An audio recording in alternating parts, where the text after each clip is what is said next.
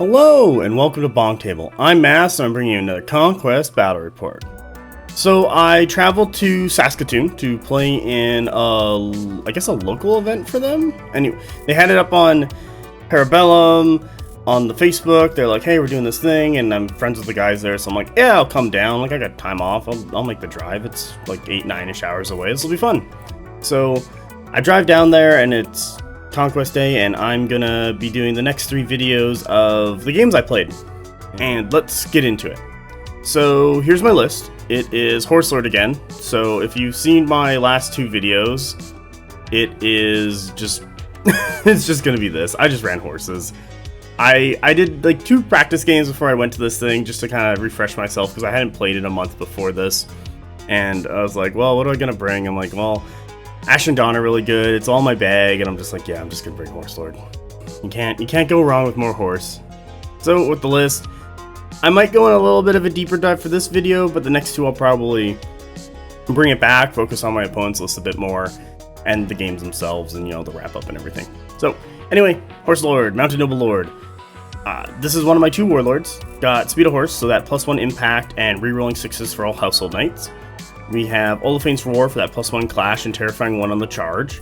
He's got Weapon Master and Tip of the Lance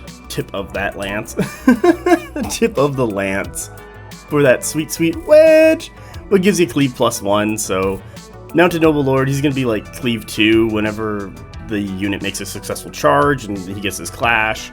While I did remember Brutal Impact 2 when I played my game, so I was learning, doing better. And this guy's going to be in this 5 block of Household Knights with Veterans +1 Clash, Standard Bearer, and Turning Champion. So they're at like Clash 3, they're going to be going to 4s on the, impacts, and then rerolling 6s because of the Supremacy, and then they're going to be Clash 4 when they actually do Clash, and they're going to have that Wedge if they've charged and clashed in the same round. So overall, this is like my big hammer unit, what's meant to do a ton of damage. I got 2 units of Mounted Squires, both 3 stands, both veterans, that +1 clash to go to Clash 3, they got the Court Palatine to always be inspired. They're just running around being annoying. People love these things. Well, mostly I love these things. Other people do not, because they're like, wow, that's really fast. I'm like, yep, they're running 19 inches of the board and they're coming for you. Lastly, part of his warband, we got the Household Knight, like the 3 stand block, which is a Standard Bearer. This is really there just to score and get in the way and just be annoying kind of thing. Like, I don't really expect these guys to do a ton of work, but when they do, I'm really happy. But I don't put value into them. Like, it's not like, oh, my entire idea is to get this MSU of Clash 2 Household Knights to do work. Like, they just sit on zones, they just get in the way. Sometimes they get into fights, but you're really there to, like, do those things. Be a speed bump, maybe be an anvil, be an ejective chud. And you're on a horse, so you fit the theme. You can be in the list. Next, for my second warband, we got a Prior Commander of the Crimson Tower. Got that first Blessing Supremacy ability, so it's going to give Blessed to all my Crimson Towers and Ash and Dawn in the list. And if you already have Blessed, Ash and Dawn, you're either going to get Harden +1 or Attack +1. I usually go with Harden just to get rid of that little bit of cleave.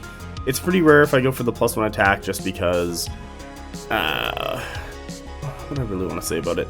It's just that Harden getting rid of that cleave and boosting the survivability of Ash and Dawn is just kind of ends up being better.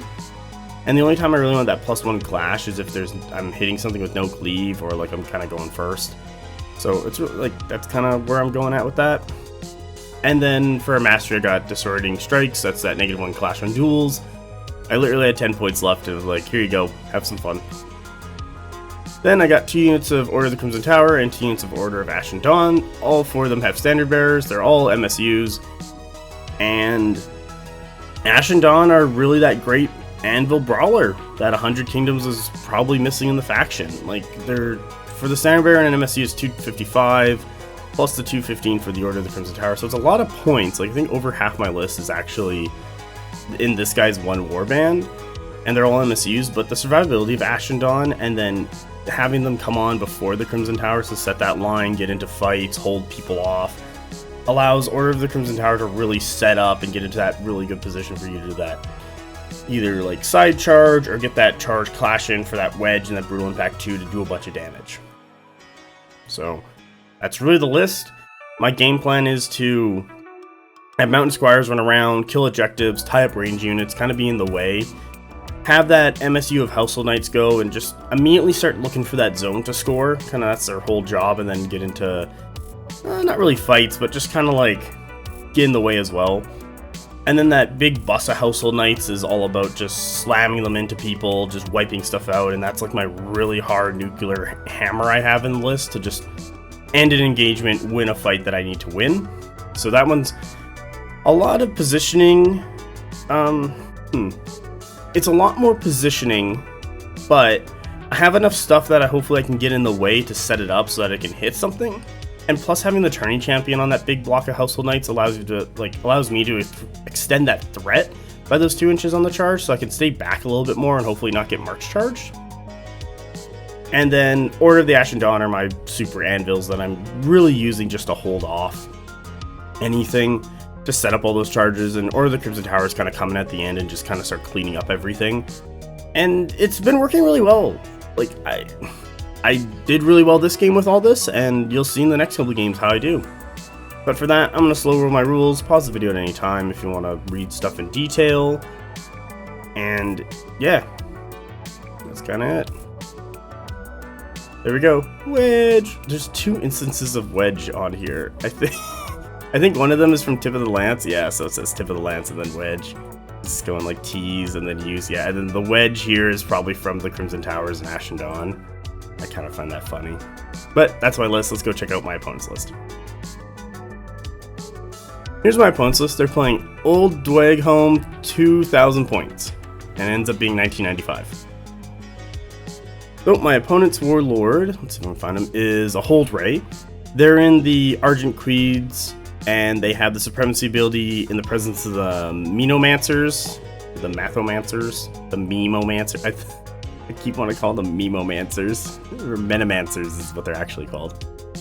I'm going to talk about this guy first, and then I'm going to go on to the Argent Killua and finally the Tempered Sorcerer. But dude's got Cleave 1, he's got Fiend Hunter from Slayer's Brand, he's got the Cathodic Flame, so re-rolling that Resolve, he's TAC 1 through 3, so he's got the flank. This guy's going to be sitting in this 5 stand of Dragon Slayers, who has a Minmancer Apprentice. He didn't take a Standard Bearer on this unit, what I'm kind of surprised about and didn't realize. A lot of the players, I was like, hey, do you want to know what my list does? And I'll give you a rundown. And they're like, no, I just want to go in blind, like old Warhammer Fantasy. And I'm like, okay, sure. And I really just asked, like, what do you have? Oh, I got Tempered Sorcerer, I got Engine Killer, I got Ordnance, I got Hold. I'm like, okay. Like, all right, I have an idea what your list does. And they're like, well, I got like Mountain Squires and Household Knights and Crimson Towers and Ashen Dawn. They're like, oh, okay. So I'm like, I don't know. I'm very much in the boat of, when someone's like, hey, do you want to talk about your list? It's like, yeah, talk about your list. I want to know what your stuff does. Because I didn't know that the Dragon Slayers didn't have a banner until I looked at them just now. I thought they had a banner, but I guess not. So that's the Hold Raegh. He's in those Dragon Slayers. And then he has a unit of Hold Ballista with a standard, and they're just running around. Next, we got the Argent Killua, who's Arcane 1 and 2. And he is sitting in that block of Wardens. These guys medium? Yep, they are medium. They're March 5, they're not March 6 like the Flame Berserkers, but they do what they need to do, just kind of run up there as a big block and get into a zone and be Cleave 1 and just 6 attacks. So that is a lot of attacks. Only 5 wounds, 4 resolve, defense 3. Like, this is a pretty solid stat line, especially for a medium. It's actually really nice. And then because there's like 5 of them with the character, it just shoots up higher. And then he's got the Bruce in there. But I kind of handled this. I did lose a couple things to it, but I handled it pretty well. Finally, we got the Tempered Sorcerer's Warband. This guy's Arcane 1 through 3, just in the Fire School, so he's, Wizard 7 with that automatic success. He's got a 5-stand block of Hold Warriors with a Standard Bearer. That's where the Tempered Sorcerer is sitting in, just to keep him safe. They just kind of went and slammed in a bunch of Hold Warriors and put in the Tempered Sorcerer so that if he ever gets attacked by anything, he can just hopefully have the Hold Warriors survive long enough, and then the Tempered Sorcerer will clear him off, or other things can come and help. Then he's got a unit of Hold Ballista, no Standard Bearer in this one, and then a Hellbringer Drake with no Wizard on top, and then Infernal Automaton running around. Overall, it's kind of like an interesting list. He's got some lights, he's got some mediums, he's got, I believe, 1 heavy. he understands that he's going to use the Infernal Automatas to like run after objectives early on and then start tying stuff up, because they're really good at that, because they got that impact 2, and so it's like 6 impacts, and you kind of like sneak it and wound in, and then you do your clash of 3, and also they're very fast at moving 8 for a light. Like, Jesus, Infernal Automatas, you guys are ridiculous for what you're doing. The Hold Raegh and the Dragon Slayers are just going to be that hard-hitting hammer. He's got the Wardens, what can kind of anvil, kind of bite back. I don't think they have the survivability as maybe you would want from an anvil, but they're going to be really good at it anyway. He's got some ballista shooting and a Drake shooting running around. Then he's got the Hold Warriors with the Tempered Sorcerer. Oh, the Tempered Sorcerer's a light. Okay, so he can put that in his zone with the Hold Warriors, so yeah, overall not bad. It doesn't really go one way or another. It's kind of like an all-comers list, I would say. It's not a bad thing to have in like a tournament or an event. But with that, I'm going to slow roll my opponent's rules. You can pause the video anytime and just read if I've missed anything or want to go and see stuff in more detail.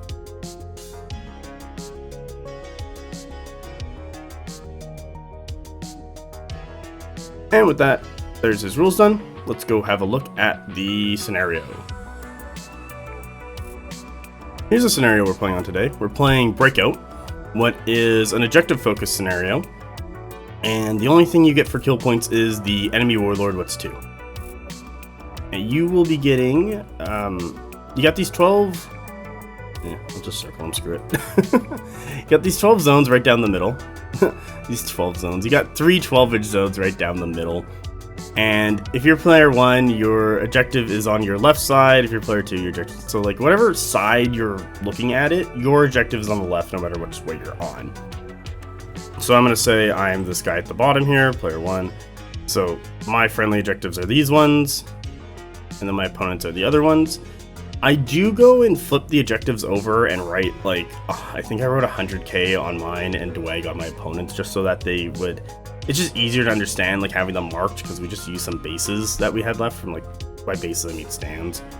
But the thing about this scenario is that you have to kill these objective markers before you can score these zones, because they contest.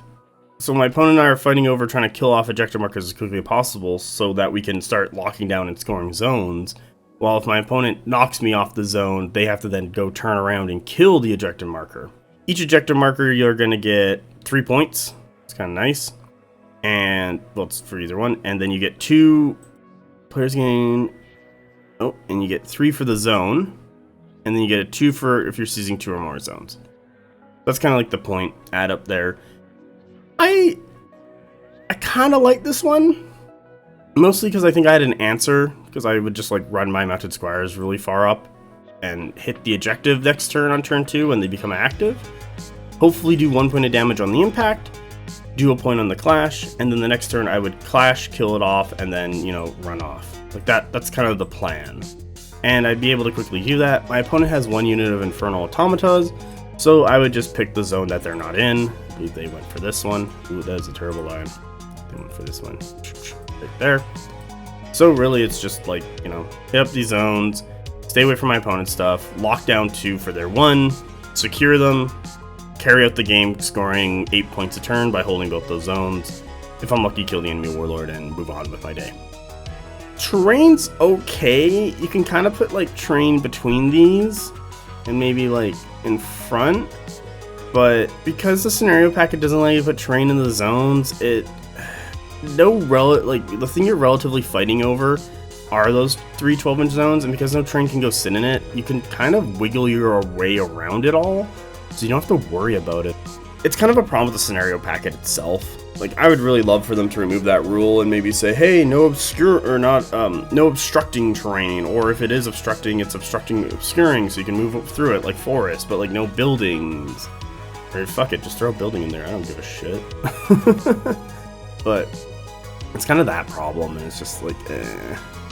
So let's go look at the table, and I can talk about the terrain then. Here's the table we're playing on, and it's very difficult to see these zones. So these are the clear zones.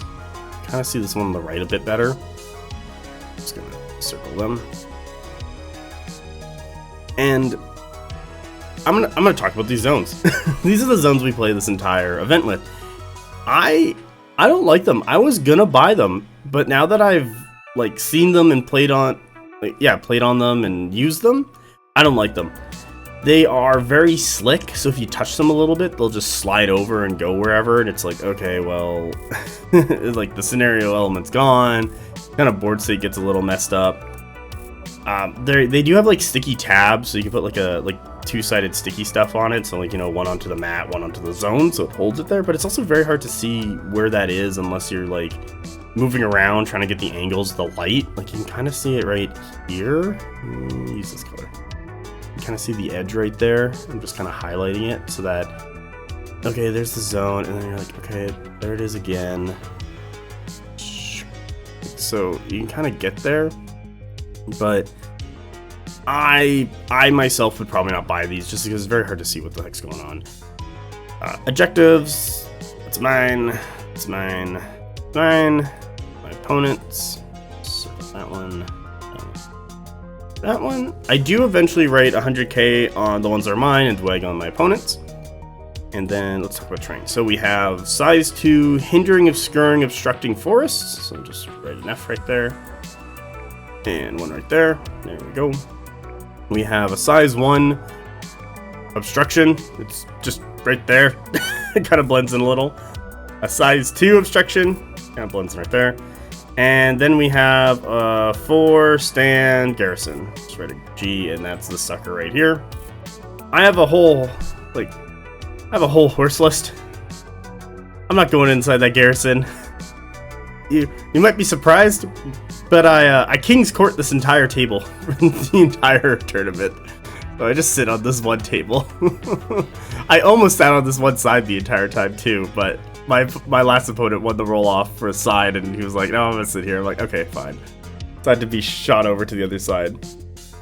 Something I will say about this table that I didn't find out until round 3 was that about, I'm gonna draw this red line, about here, the board, like you can kind of see the wooden like board that the mat's on, bends down, so it just kind of goes like that way. And I rolled my dice on it in my 3rd game, and I was like, man, that's a lot of 6s. I don't like that. And so I started rolling my dice. I'm gonna use this purple color, like right here. I was like, obviously my luck was on the flat side of the table, so I'm just gonna reach over and roll my dice on the flat side of the table. But I just found it funny. I just wanted to talk about it. But overall, board. Let's see here. There's a lane right here. That's pretty easy. You can see it and get through it all. Like you're very unrestricted on that right side. On the middle side. Line right there, same thing, you're pretty unrestricted. There's a bit of a split. Let's use this color. It's great, use this color. There's a bit of a split with this garrison right here. It doesn't super come up, but it just kind of forces me to like come up the table and then like just loop around this way if I really wanted to, or like the split between the two zones is not as nice as, let's say, the left side and the right, or left side and the middle, where I could just like run through the forest if I really wanted to. And I do think about doing that at one point, but once again, like there's the split right there. It's just kind of free lanes. Like it's just, yeah, we're playing League of Legends here. Just run up the lanes, win, and then try and figure out how to get from one zone after you secured it to the other zone. That's what I gotta say about the table. Let's go look at turn 1. Here's turn 1. My opponent automatically brings on their Infernal Automatas. They don't get any of their other lights, so the 2 Hold Ballistae. I myself get on my 2 units of Mounted Squires, and we start. I just run up a unit of Mounted Squires. I think I go for the middle first, because I'm like, well, we'll see which way my opponent wants to go, and I'll just do the opposite, but I'll secure the middle so I can have... It's not really a split, but it's more like I'm going to automatically go for their Dweg zone, as you can see there. Get this objective. And if they want to come to the middle, that's fine. I'll start that fight then. If they start going to one of the sides, I'll just deploy opposite. So my opponent, you can see, deploys over here. And so I decide, no, I don't want to go over there because my Mountain Squires are going to lose that fight. So I go over here. And I'm looking to automatically, go for these 2 objectives and kill them so I can start locking down those 2 zones and scoring them. And if I kill 2 objectives and lock down 2 zones for the majority of the game. I'm just going to win on points, and that's it. Like, I don't care if my opponent has that left side, because I will control 2 to their 1. Simple math. But that's turn 1. We'll go have a look at turn 2. Here's turn 2.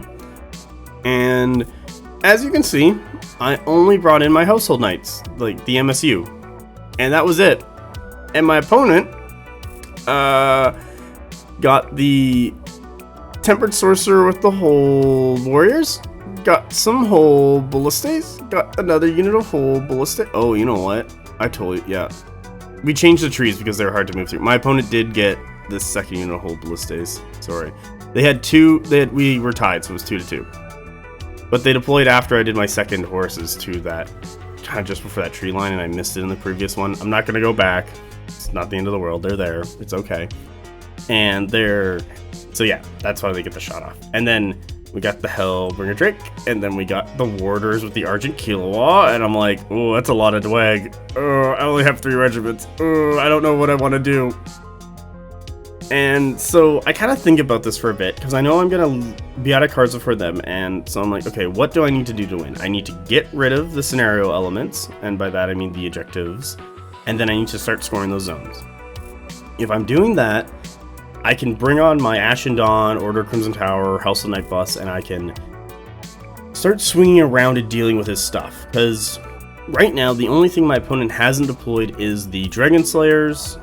And if they feel threatened on the right side, they might deploy their Dragon Slayers again on the right side.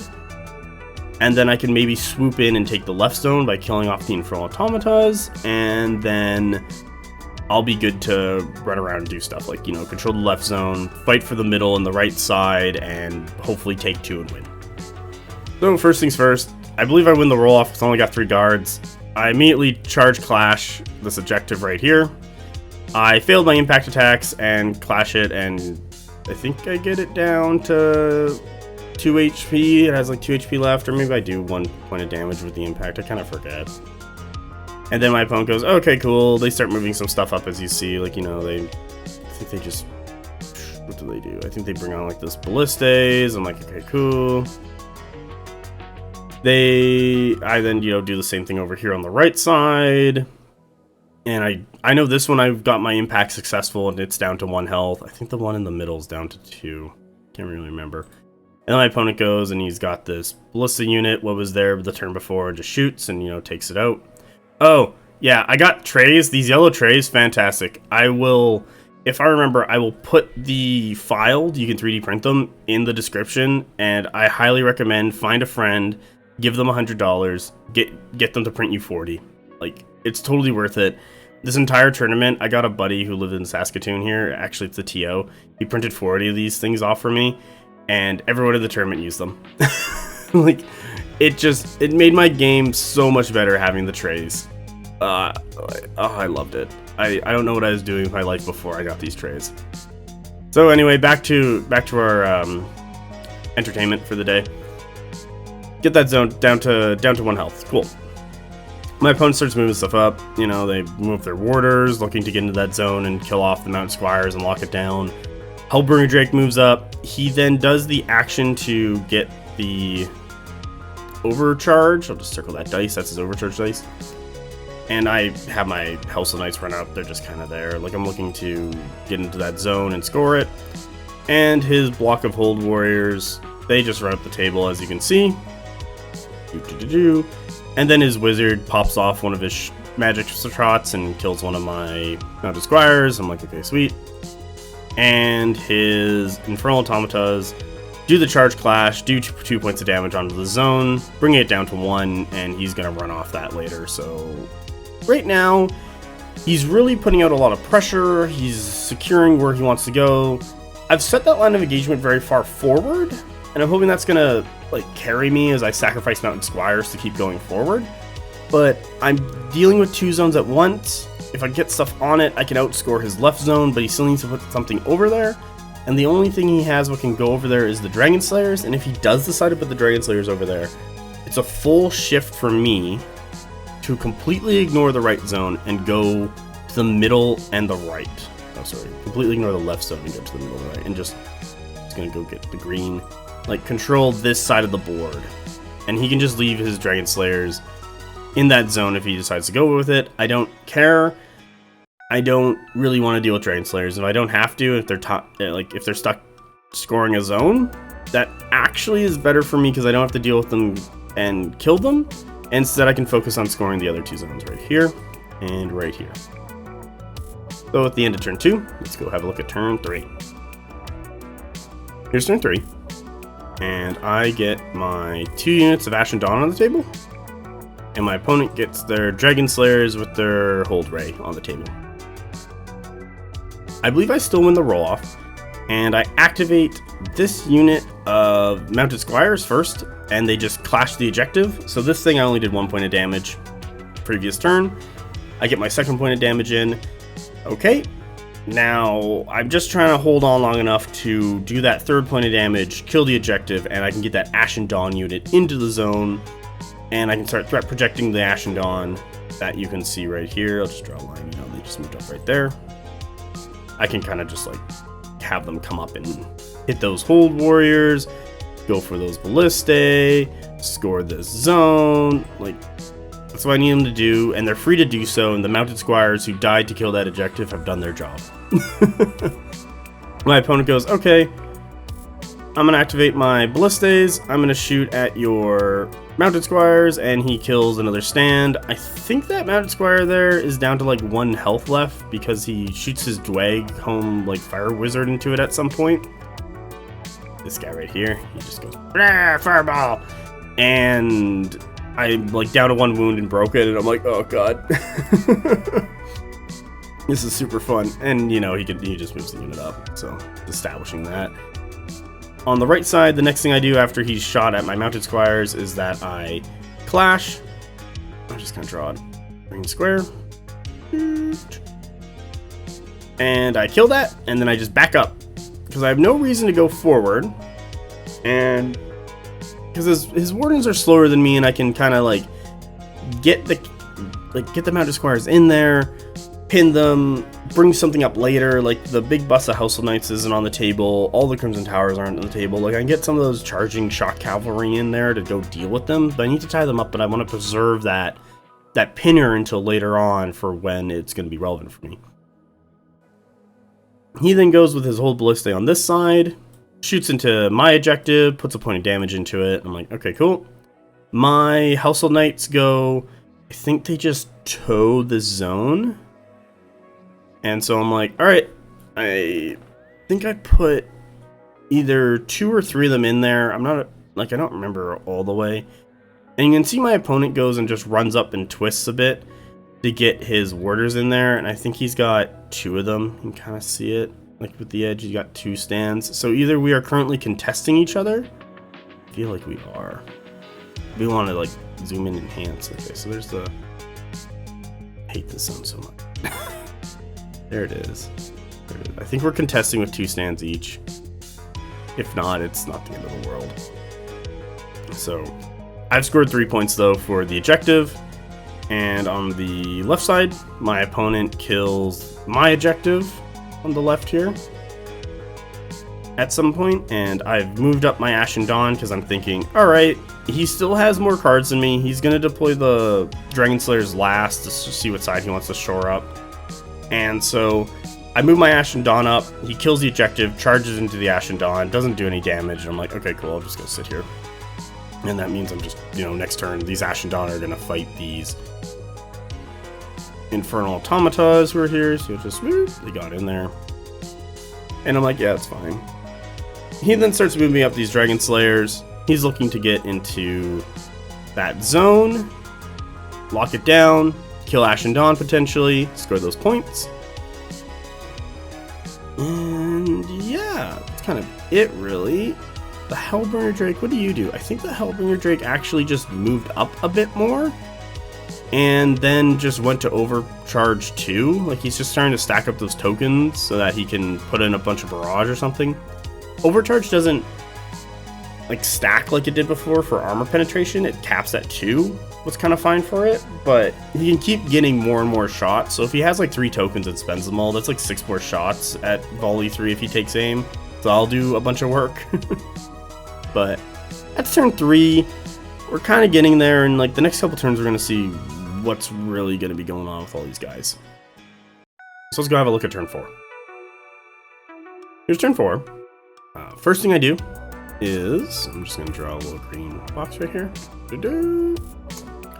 Oh, I also get my House of Night Bless and my Crimson Tower with the Prior Commander on the table, but the big thing I do is I have my Mounted Squire who is here. He activates first, unbreaks himself, kills the objective. The Tempered Sorcerer or the Ballistes, either or, incinerate his ass. I think the Tempered Sorcerer went in and just like killed him. I'm like, okay, cool. I then have my Ashen Dawn go, and I believe they do a March Charge into the Hold Warriors. Did they do it, or did I do a Long Bomb? They would have been there. I might have done a Long Bomb. That looks like a Long Bomb to me, but also he's lost 3 stands in the back. So either I March Charge over there with them, so you know they're in the position of these old Crimson Towers because they're the same speed. So either I do a March Charge, get in there, or I just, you know, roll the dice and get really high and lucky and do a bunch of damage. But there's 3 stands left on those Hold Warriors, and I'm like, sweet, those guys are gone. Tempered Sorcerer is tied up.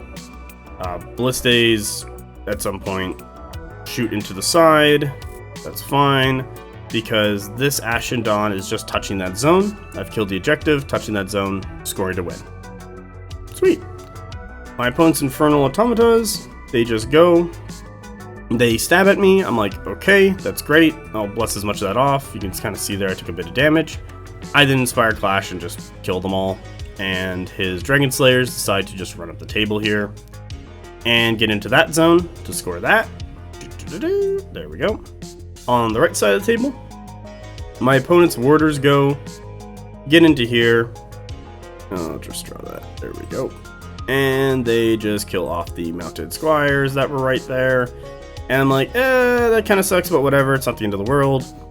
I bring on my Household Knights just right up in front of them, because as you can see right here, the MS Unit Household Knights, what was right here, just went inside, charged these guys on the side, did 2 stands worth of damage, and are pinning them right now, so they can't just go and charge and kill the big block of Household Knights. He does try and shoot off a Dismay, what will like break me from his Argent Kilowatt over here into the Household Knights, but he can't, because he can't, like, he's engaged with the Household Knights on his left, and he can't see the Household Knights on his left. So he's kind of stuck there, and he can't cast any spells, so never get your caster charges inside. Just don't do it. That's the worst thing you can do with a caster. And so I'm fine to have this Household Knight brick just slam into the Warders next turn and kill them all off. So that's going to be good for me. I have, I believe, 3 stands to his 2 in that zone, so I think I'm scoring this, or we're tied up, either or. And then I have my Crimson Towers just run up the table. He has these Hold Ballistae. They either shoot into these Ashen Dawn, or they go again for the objective just to tie it off, like, you know, kill it. He does trigger his Hellbringer Drake, and I believe he does shoot the Hellbringer Drake into the Household Knights, but he doesn't do a ton. Like, he just had a poor roll. I do take a bunch of wounds, and I think this guy's down to like 1, but it's like, okay, I'm still good. I'm having fun here. I'm securing the zones. I'm pushing horses into them. I'm wiping stuff out. I'm really setting up to do some big hits. And that's turn 4. So let's go have a look at turn 5 and see if my opponent kind of turns us around and which way this fight's gonna go. Here's turn 5. First thing I do is I have my Ashen Dawn go. And they slap, and I believe they kill off all the Hold Warriors and the Tempered Sorcerer. So that's like the first thing I do. My second unit Crimson Towers is on the table down here. Just heads up. I forget if the Wizard got to go first or something, you know, put some damage in, but I'm not like super caring just because I want to get rid of the Tempered Sorcerer and the Hold Warriors. Once that's done, I feel a lot better. He does have both his ballista units, as you can see, just shoot into Ashen Dawn, and there's like one of them left with a couple wounds, so he's still around, but the ballistas are there. I did run the Crimson Towers up, so they're in that zone, scoring it, and I'm, looking to eyeball to kill this ballista unit next turn, and, I'll swing around and kill that ballista unit the next turn after that.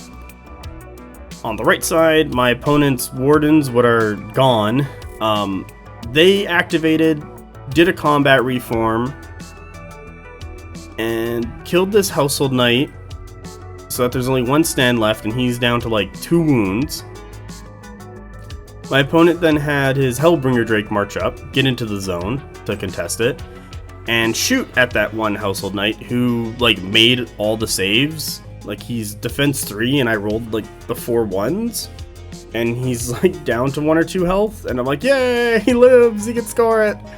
And then my big bust of Household Knights goes in, charges, kills all the Wardens, and I just kind of move up a bit because I'm looking to charge the Hellbringer Drake next. I don't move a huge ton forward because the Hellbringer Drake hadn't gone yet, and next turn I'm totally eyeing to kill this thing. But I think I've locked down that zone because there's either 3 or 4 stands in. There's stands in on this zone, in this zone, and no one's controlling that left zone right now because, as you can see, I had my Order of Ashen Dawn go. They were here. I just backed them up like 4.5 and then reformed. Let me go back there, just draw an arrow, because I'm fine leaving the Dragon Slayers on that zone for the rest of the game because I'm just gonna clean up what's left of my opponent, like those 3 regiments, and I'm gonna score those 2 zones, and my opponent's gonna be left with Dragon Slayers. I don't really care because my next move is like I'm gonna run off this way because I'm not needed here. I don't need to just lose these guys. He goes for a long bomb charge. I think he just does like the march charge and gets in. I think he needed like a 3 or a 4, and he does it. And I'm like, okay, not the end of the world. I still have my Crimson Towers as my last card, so I just bring them onto the table so that they can do a side charge. And I'm like, all right, Ashen Dawn and Crimson Towers. We're gonna see how many Dragon Slayers you can kill before Ashen Dawn die. And that's really it for this turn. I think next turn is going to be turn 6. I'm holding on the zones. He has nothing that can stay here. Like, my big bust of Household Knights, my Crimson Towers on the middle and the right zone.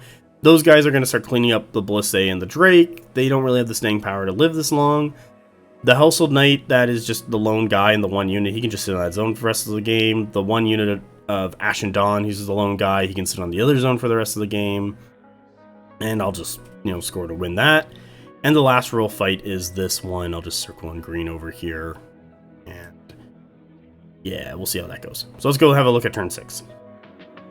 Here's turn 6. Things that go first.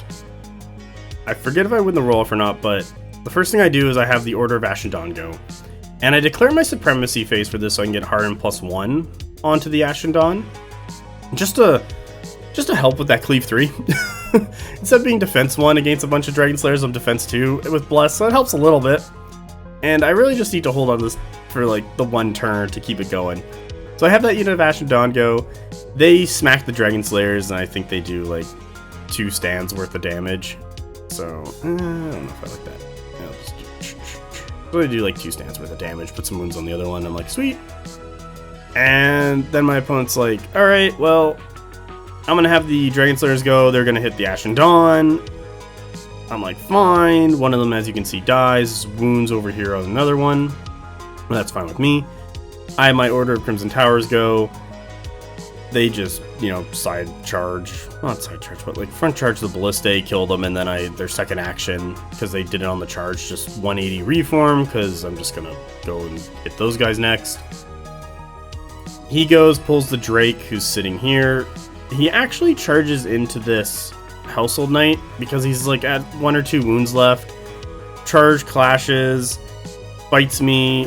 I make all the saves. I think that Household Knight's down to 1 health and he's just living on a dream. I'm like, okay, sweet. Household Knight bus, who's sitting right here, side charges the Drake, kills it all and impacts and terrifying, and then just moves up to where it currently is, because now I'm like, alright, Mom, I'm just gonna hit the stay. So there's 2 units that can hit Ballistae. We'll find out which one does it, but I'm securing both zones. My next Order of Ash and Dawn go, you know, he just basically just backs up, like goes into the zone, like scoring it. I got that one and that one. And lastly, my Order of Crimson Towers here. Side charge the Dragon Slayers. Do a bunch of damage on the Brutal Impact. They have Hardened 2, so I'm just throwing weighted dice at them. Like, okay, throw all my Impact dice, throw all my Clash dice. And they lose another 2 stands. They're broken.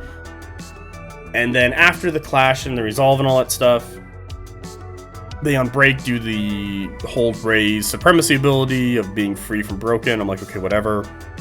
They got a unit of like 6 Moon Dragon Slayers left with the Hold Raegh versus a unit of Ash and Dawn and a unit of Order of Crimson Tower. Like, they'll just throw dice at you until you're dead. And at this point, I believe we call it. Like, my opponent has 6 points to like my 21 or something. Because I've just scoring those zones and getting the double points. I've killed 2 objectives and I've wiped out the entirety of his list. And he's kind of like, yeah, I'm done. I'm like, all right, thank you for the game. I had a good time. I hope they had a good time as well. So the next picture is just going to be the score, and we'll have a look at that. Yeah, here it is. So I think I bopped up to 7. Oh, never mind. I had 30 points. 6 plus 24. There we go. To my opponent's 6. And I bumped up to 7, but that's like 6. Overall, really good game. I played to my horse's strengths of being fast, and the knights with their either defense 3 plus 1 for the shield 4, or the Ash and Dawn blessed. Like, my opponent, the only time they were doing any real work into Ash and Dawn was when they started putting more range elements into a unit, so that one unit of Ash and Dawn went after the Tempered Sorcerer. He put, like, I think he put both his units of Hold Ballistae in there, and I think he should have turned his Drake to also maybe try and shoot them, just to finish them off. Because that's the, how do I say this? Like, that's the way to kill Ash and Dawn, or any unit with Bless, is to throw magic and range attacks at it, and then have a bunch of magic and range attacks at it. And he was doing really well, but then I went in and I started killing off those range units. I was giving him other threats he needed to worry about, because there's other things in his face, because they had broken through his lines. I think he had good-ish range options and support and stuff to use. I don't think he had as many anvils and pinners or speed bumps in his list as maybe as he wanted to really get those range options kind of going. Because one of the strengths of Dweg is that they just throw up these anvils and pinners and speed bumps so that their guns can do all the work. Like, Dweg has really good guns for a faction, like from the Hellbringer Drake, from the Tempered Sorcerer, from the Hold Ballistae. Is there anything else in there? Fireforge is really good. Like, they just have really good guns, and they just need to have, like, in your list construction, you need to have enough guys so that you can hold your opponent off long enough for the guns to get multiple rounds of shooting in, and you're going to be really good at that. Dweg make the best castle in the game, and the castle concept is you're using your troops to build a castle, so the Hold Warriors, the Dragon Slayers, the Hold Thanes, the Infernal Automata, these are all your walls. Hold Ballistae, Hellbringer Drake, Tempered Sorcerer, Fireforce, those are all your, like, turrets and your guns and stuff to shoot people off. Dweg do a fantastic, like, version of that, or they're probably the best in the entire game to do it. My opponent's list didn't really have that many walls. I had enough things to smash through them very effectively, and I then went in for all the juicy bits with all the guns, and I just killed it and won. I was also looking at scenario at each point where I'm like, okay, what am I going to use to score? What do I need to do to get points? Like, every activation, if it wasn't like an immediate fight that I knew I needed to win or do as much damage to right off the bat, I was looking at what were my first actions to secure and lock down scenario. Like, in the first couple turns, I was using Mountain Squires to kill objectives because I needed the objectives dead so I can get other things into those zones to start scoring them. If the Mountain Squires spent their entire time killing objectives and then dying, that's good for me because now my opponent has to spend time killing my objective and dying before they can score the zone, and by that point I'll probably have something in the zone that can go run up and kill them. And as you saw, it's kind of what happened. Is there some plays that I could have made better? Let's see here. I don't really think so. I kind of set it up so that anything he threw into me, there was something to cover it. Like there was kind of always like a 2 versus 1 on regiments. So if he ever threw a regiment at me, I always had another regiment to help and support it. Like when the wardens came in, killed the mountain squires, the MSU Household Knights went and hit the wardens and pinned them, while the Household Knight big buff the buff bus came in and like set itself up so it could charge it, because I knew the wardens would not be able to just like not be able to kill the MSU of Household Knights, but it'd be activations away to kill Household Knights, would still leave them there to be charged by the big buff bus. Ash and Dawn running up with Crimson Towers behind, Ash and Dawn taking a charge from Dragon Slayers, and me setting up Crimson Towers beside them. At every opportunity, I just kind of like went and put 2 regiments into one of my opponent's regiments, killed it, moved on to the next one, and it cascaded so that I could win this. Overall, my opponent had a good game, I did, and that's a round 1 100 Kingdoms win. Stick around, there's going to be 2 more of these for the whole Saskatchewan tournament at Saskatoon, and I hope you like them. Is there anything I need to plug? Oh yeah, I gotta do my plugs. BonkTable has a podcast, go check that out.